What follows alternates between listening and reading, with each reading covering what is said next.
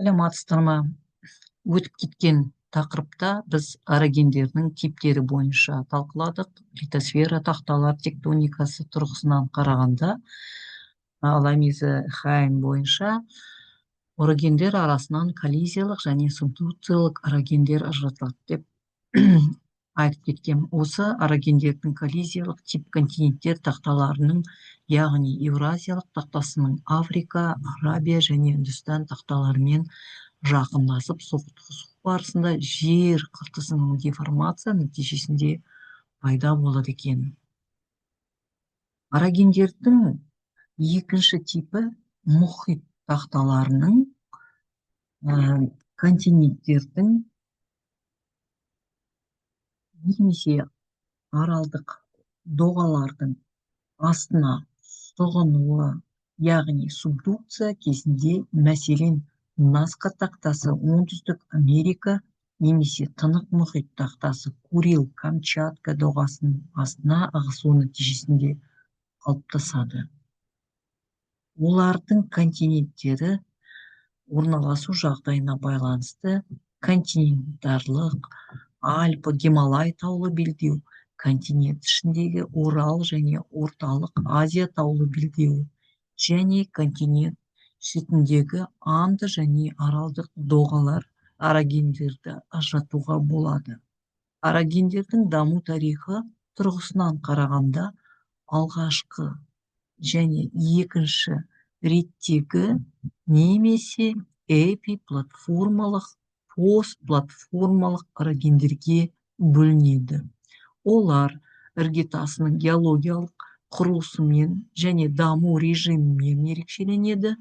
Алғашқы орогенез литосфералық тақталардың қақтығысып соқтығысу, яғни коллизия барысында мұхиттық және теңіздік алаптардың жабылуымен оларды толықтырған шөгінді және жанартаулық шөгінді қабаттарының сығылуына байланысты деформацияға ұшырап иіліп қатпарлануымен, соған ілесе өлкенің жаппай көтерілуімен және биік тау жоталардың қалыптасуымен сипатталады.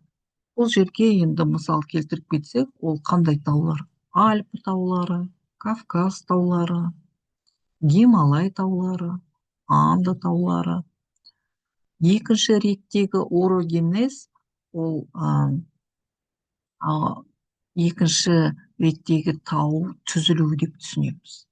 Бұрын ұзақ геологиялық уақыт бойы гетасы қатпарлы және кристалды платформалық режим жағдайларында болған. Кейін геологиялық тарихтың жаңа кезеңінде, яғни олигоценнің соңғы кезеңінен бастап қарқынды тектоникалық әрекеттілікке ұшыраған аймақты қамтиды. Нәтижесінде жер бетінің бұрын тегістелген беттері таулы атыраптар сипаты алды.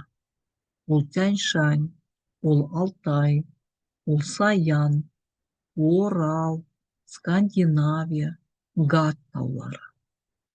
Кейбір таулы белдеулердің ұзындығы 8000 километрден аса созылады, ені 1000 километр шамасында. Орогендердің сықылым жағдайларында түсіндіріп кетсем, осы жерде қалыптасқан жер қыртысының қалыңдығы 70 километрге жетеді. Ал литосфераның қалыңдығы 100-250 километр шамасында.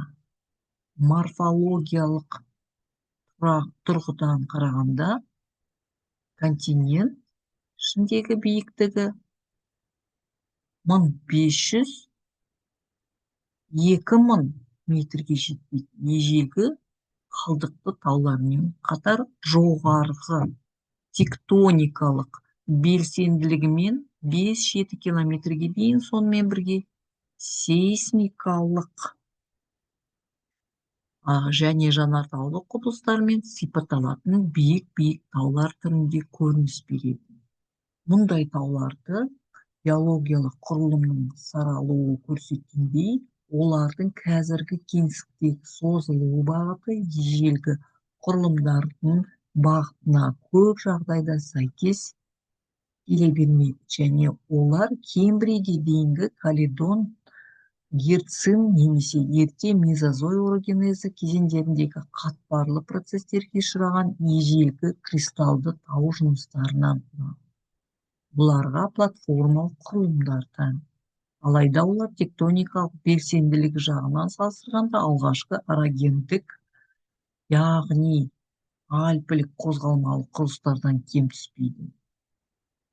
Платформалар негізінде қалыптасқан мұндай тауларға герциндік құрылым өңірінде пайда болған Орталық Азияның Тянь-Шань, Куньлунь, Заңғар таулары, Кембрийге дейінгі және каледондық құрылымдарда қалыптасқан Шығыс Сібірдің Саян таулы өлкелері, мезозойлық құрылымда қалыптасқан Ресей елінің солтүстік шығыс таулары мен Американың Кордильер таулары жатады. Осы типтес тауларда тектоникалық деформацияның амплитудасы альпілік орогенез кезінде 15-тен 15 километрге дейін жеткен.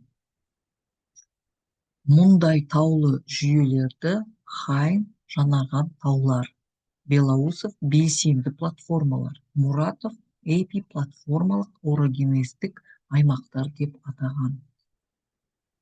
Осы тауларды біріктіретін жалпы бір белгі олардың көбінесе күмбезді, жақпарлы тектоникалық қозғалыстар нәтижесінде қалыптасуы.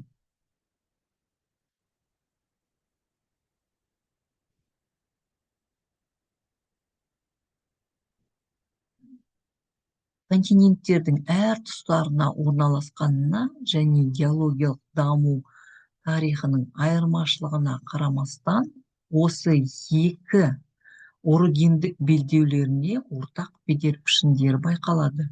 Гибралтардан Азияның оңтүстік шығысына дейін созылып жатқан альпілік Гималай таулы белдеу Пиреней, Альпы, Карпат, Қырым, Капидар, Памир, Кавказ, Индукуш және Гималай тауларын қамтиды. Таулы атыраптар бір-біріне параллель келген таулы жүйелерінің қатарларынан тұрады. Олардың әрқайсысын ойпандармен бөлінген тау жоталар тізбектерінің құралған. Мысалы, ол үлкен және кіші Кавказ дейміз. Таулы жүйелер регион Кура тауарлық ойпандар жүйесімен бөлінген. Енді келесі жолы біз жалғастырып кетеміз осы тақырыпты. Коллизия дегеніміз не, субдукция дегеніміз не, абдукция дегеніміз не қарастырып кетеміз.